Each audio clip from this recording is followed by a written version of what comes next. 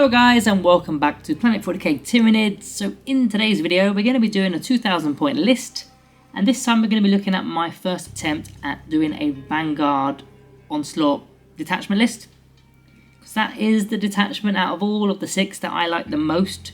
So I'm going to go for that. This is going to be my first, not my first attempt, but my just sort of sharing my first list, and of course it will evolve through time. But I thought I'd share this with you guys and yeah, maybe get some feedback from yourselves. So yeah, let's get into the list. So the first part of the list is the Warlord. Well, it's the characters first. The characters, and the Warlord within this list is a Deathleaper. This is a 70 point model, and I think he's too cheap, to be honest with you. He's got pretty decent abilities, pretty decent weapon. Let's go through some of the stuff he's actually got. So he's got the core abilities of fighting first, fights first. He's got infiltrators, so he can be deployed anywhere on the battlefield more than 9 inches away from enemy models. He's got lone operative, so he can't be targeted unless they're within 12 inches, and stealth with a -1 to hit the thing as well. So there's a lot of defense mechanisms there. I mean, even fight first in a way is a defense mechanism, because you're going to be removing models before you take some damage. And that's just the core abilities. He's then got 2 abilities. You're gaining CP for destroying enemy characters.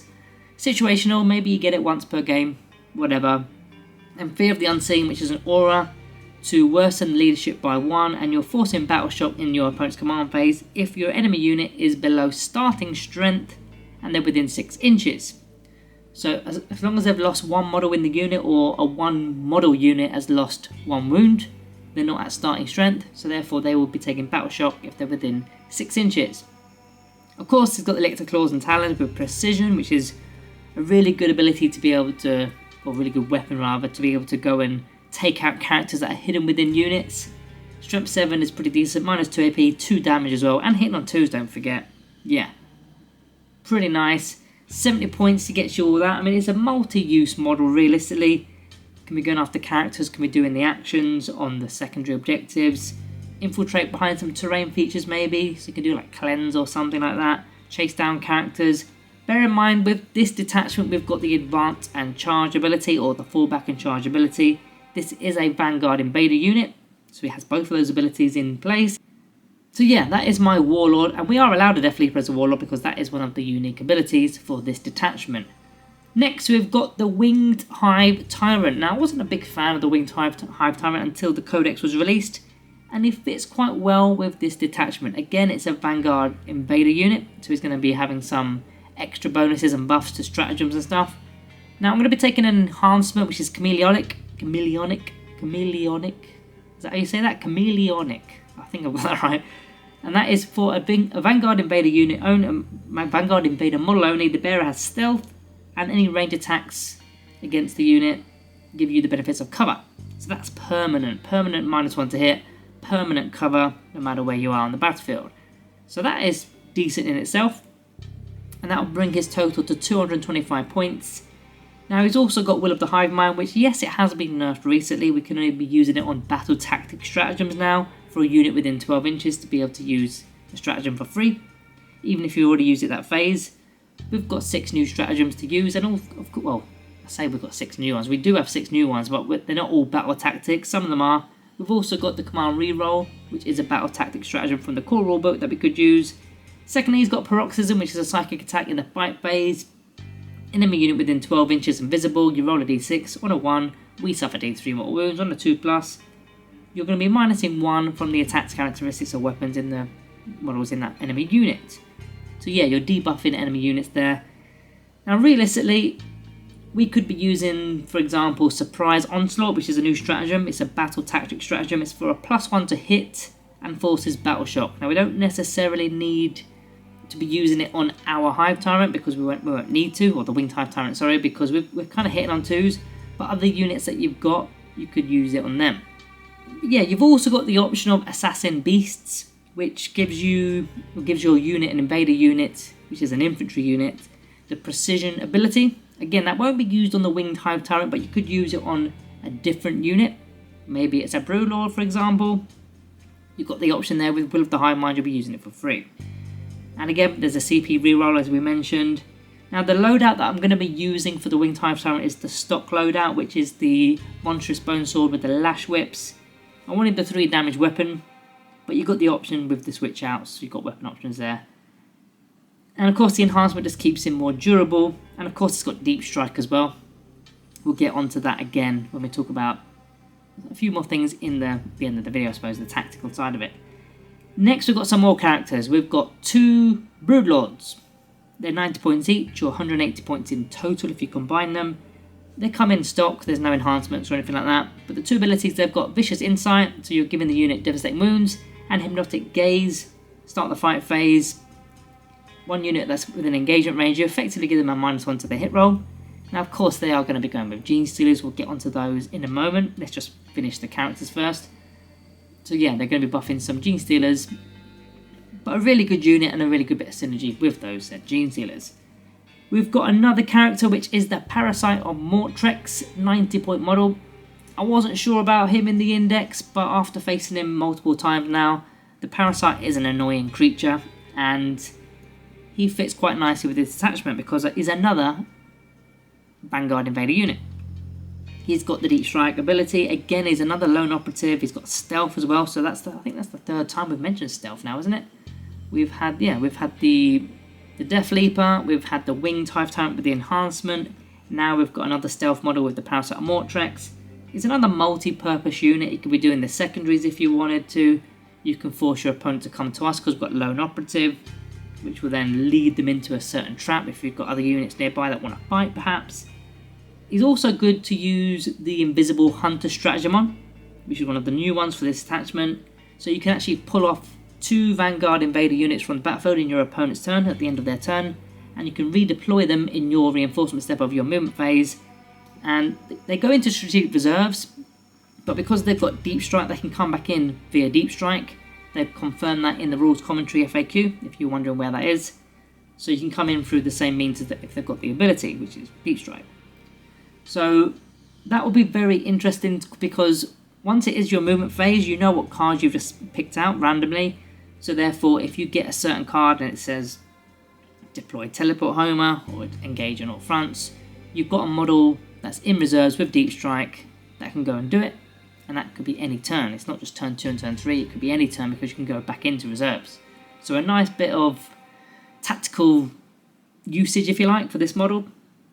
Now speaking of Deep Strike, with the Seeded Brood stratagem, as well as the Winged Hive Tyrant, he can be entering in turn 1 because both of them have Deep Strike, the Winged Tyrant and the Parasite of Mortrex. They can come in on turn 1. Now you're not meant to come in on turn 1, but the stratagem allows your battle round to be effectively 1 higher than it is. So in battle round 1 it will be effectively considered as battle round 2, which is when Deep Strike happens. So they can come in on turn 1, which is really cool. It could be something like No Man's Land if you pulled that. Extend battle lines, you can just assist with that, get them on there. Keep them as far back as possible if you are doing that because you don't want them getting caught out, and Lone Operative will assist you somewhat. Other options is the Unseen Lurker stratagem, which is another new one of course. So they won't be actually able to be targeted while the attacker is more than 6 inches away because he's already got Lone Operative. If it wasn't a Lone Operative model, then it would actually be 12 inches away. They effectively gain Lone Operative without actually saying that. But if they have Lone Operative already, then they have to get within 6 to actually target them. Now of course, battle round 1, you're not going to have 2 CP, so you're not going to be able to Deep Strike in as well as do the Unseen Lurker's ability. You're not going to have 2 CP unless you've got the Winged Hive Tyrant potentially, but then yeah, the Seeded Brood stratagem is a strategic ploy, and the Unseen, I'm just checking if there's any battle tactic ones here. They're both strategic ploy, I believe. So therefore, no, my idea was you could maybe get Will of the Hive Mind off, but both of them are not battle tactics, so they're not going to work. It won't happen both in turn 1, unless you've got another way of getting CP, which in this list I haven't. So yeah, that is the Parasite of Mortrex, and in fact that is the last character I've got, so I believe that was 2 Broodlords, the Deathleaper, the Winged Hive Tyrant, and the Parasite of Mortrex. So we've got 5 characters. Let's get on to the other datasheets. So, Genestealers, we've already kind of come to that conclusion already because we've got 2 Broodlords. We've got 2 units of 10 Genestealers, 170 points per unit, that's 340 points for the two units. Very similarly to the Broodlord, they've got the Scout 8-inch ability, so they're going to be using that. And bear in mind we've got the Advance and Charge ability, which is nice. Now their unique ability, Vanguard Predator, gives them the ability to reroll wound rolls of a 1, and if they're within an objective marker, they can reroll the wound roll instead, the entire wound roll, which is cool, because with the Broodlord they're actually getting devastating wounds as well. Nice. Now remember that the Broodlord is going to provide them with a -1 to hit, well, for enemy units attacking our unit, so that gives them a bit of a defense. And we just mentioned the Scout 8-inch, you're then going to advance and then charge, so they're going to be pretty rapid, especially if you get first turn. You've already got the 8-inch jump, the advanced move could be, you know, it could be a 4, 5, whatever. Then you're going for the charge, could be good, could be good. You're also able to fall back and recharge because they are Vanguard invaders, so you're going to regain your fight first bonus for charging. And again, using the Assassin Beast stratagem, you can give the entire infantry unit the precision ability, so you can get that for free from your Winged Hive Tyrant, in fact. Now the entire unit having precision, that's not precision hitting on 6's precision, that's just precision in general. And if you've got so many attacks, devastating wounds on top, that could be really, really nasty. So bear that one in mind, that's a really nasty combination. Next we've got one of the new models for this edition. We've got the Norn Emissary, 290 points, and I quite like it. I don't know how you guys feel about the Norn Emissary, but I think it's pretty cool. Moving 10 inches, toughness 11, 2+ armor, 4+ invuln, 16 wounds, OC 5, but that gets edited in a moment. Cool keywords as well, it's got Synapse, the main one there, and a monster of course. Now in terms of all the damage output, I mean, it's got the Psychic Tendrils, which is a choice of 3 different profiles at range. You've got the precision shots, we've got 2 shots there with D3 damage, strength 8. You've got the Neuro Blast, which is 2d6 shots with blast, strength 6, 1 damage. Or the Neuro Lance, which is like a melter, psychic melter, strength 12 with d6 damage. You've got the choice and the flexibility every single time you fire to select one of them, which is really useful. In melee, just as good really. You've got 6 attacks, strength 9 with 3 damage, and then you've got 4 extra attacks at strength 7 with 2 damage. The AP on all of these weapons is at least -2 AP, so the AP department is very good. And we've not even got on to the abilities, which is I think the best part of this. Singular purpose. At the start of the first battle round you select one of the following bullet points. So either you're going to be selecting an enemy unit and you're going to get full rerolls to hit and to wound against them. That's just for this model. Optionally, number 2, you can select one objective mark on the battlefield until the end of the battle. If your model is on that objective, if this Norn Emissary is on the objective, you get a 5+ Fear No Pain save and the OC goes from 5 to 15. I'm definitely selecting that one. In fact, you do get and also get a 4+ Fear No Pain against mortal wounds as well. Now, dead wounds has obviously changed a bit, so it's not as strong. But having OC 15 and a Feel No Pain save of a 5+ means you can either sit on your home objective or work your way to the No Man's Land objective, maybe the centre of the battlefield, and just sit there and wait. With Synapse on top of that, so it's going to help with a little bit of a buff going around, a 6-inch buff. And yeah, it's very resilient, isn't it? 2+ armor save, 4+ invuln, 5+ Feel No Pain, toughness 11, 16 wounds. It's shooting, he's fighting, Feel No Pain. Yeah, he's an absolute, well, it is an absolute tank. So that's what I would do with him. Get him into the centre of the battlefield and let it go. Let it do its thing. Is it pricey? Yes. Is it worth it? Definitely. Definitely. Next, we've got kind of a standard unit really for most Tyranid players at this moment in time, the Zoanthropes. I've got 2 units of 3 of them. They're 110 points per unit, so that's 220 points. And of course, the main thing about these guys is the Warp Blast. And you've got, again, the option here. You've got 2 profiles, either the Witchfire, which is loads of shots with the blast keyword. Pretty decent, in fact, because it's D3 attacks each with blast, hit on 3, strength 7, -2 AP, D3 damage. Or the Focus Witchfire, which isn't blast, but it's now lethal. 1 shot each, strength 12, -3 AP, D6 +1 damage. So either way, they're doing a lot of work, whether it's against infantry, whether it's against tanks and vehicles and monsters. They're doing work, and you've got 2 units of 3 of them.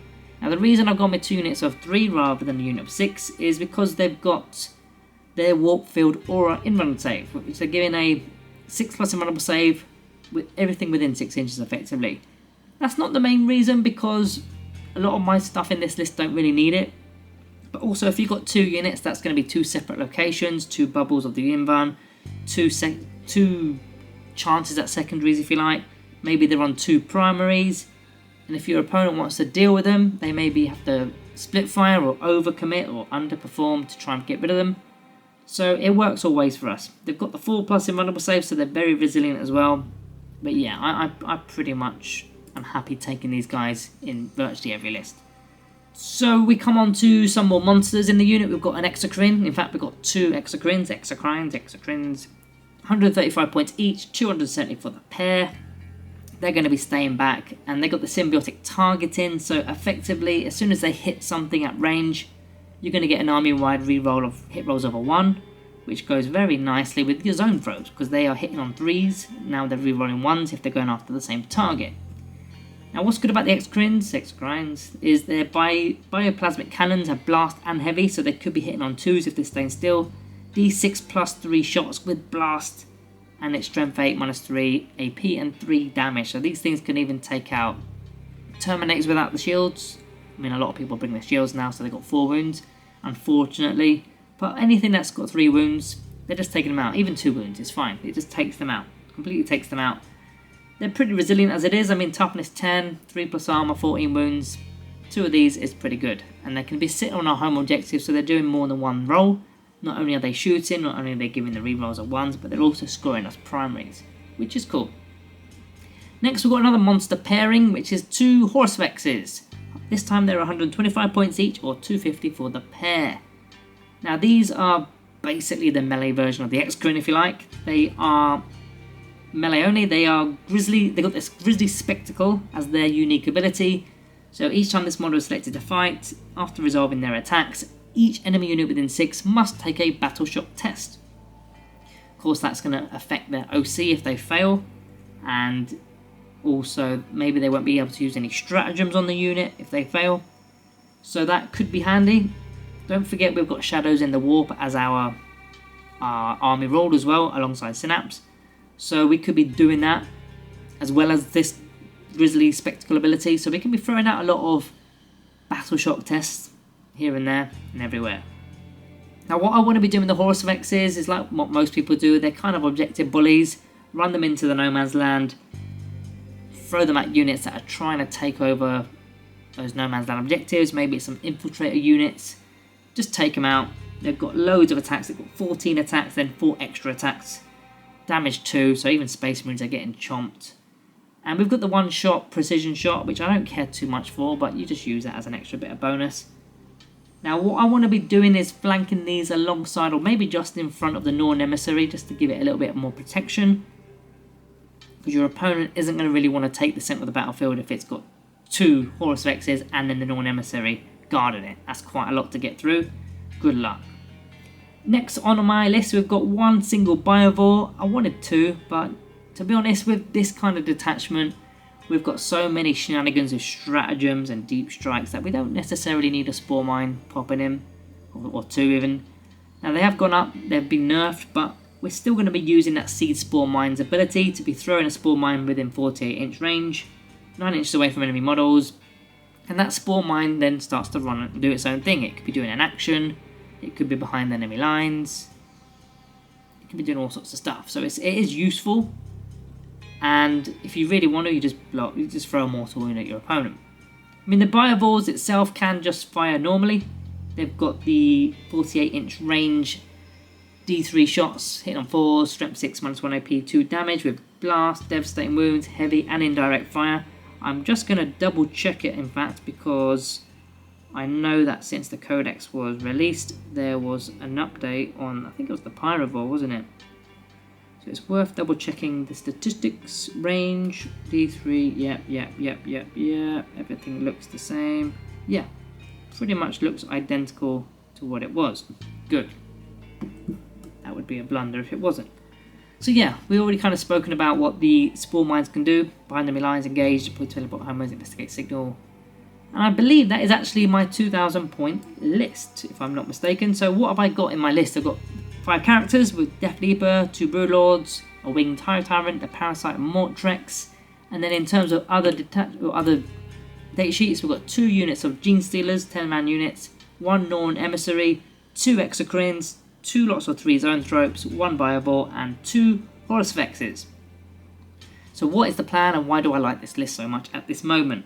It's got range, it's got melee, it's got ambush, it's got resiliency, it's got deep strike options, it's got scoring potential from primaries and secondaries.